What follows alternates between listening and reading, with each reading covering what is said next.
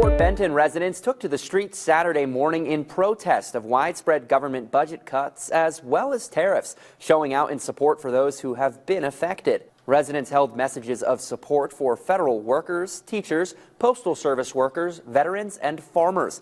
Signs highlighted that government cuts may lead to disruptions with federal payments like Social Security, Medicaid, and veterans benefits, as well as tariffs, and the recent push to shut down U.S. aid could hurt farming communities. Bonnie Clark, a Fort Benton resident and one of the rally's organizers, says the purpose of the rally was to bring the community together and hopes it will spark conversation on how to better support those affected. I hope it brings our community people together and that we can start having meetings, talk to each other on how can we better things, how can we help. While many held messages of support for those affected, there were also messages critical of the Department of Government Efficiency and of Elon Musk's position within the government. Organizers told MTN they don't consider it a protest, but rather a show of support, demonstrating that even within a small community, their voices are just as important.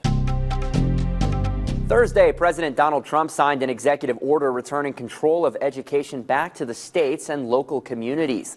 The order aims to reduce federal bureaucracy in education and improve opportunities for students, teachers, and families, though it has been sharply criticized. Susie Hedelin is Montana's newly appointed superintendent with the Office of Public Instruction.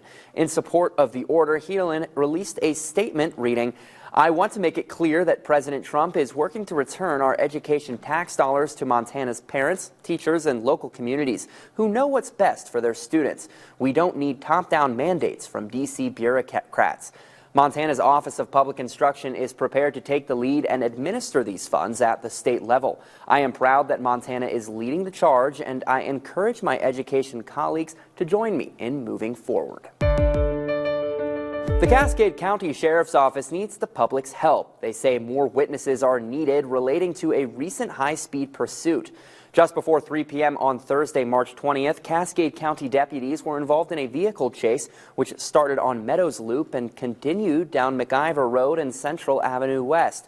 Deputies observed a vehicle speed by other vehicles and people walking in residential areas. If you have more information, the office is asking you share it with Deputy Logan Livingston via email at llivingston@cascadecountymt.gov.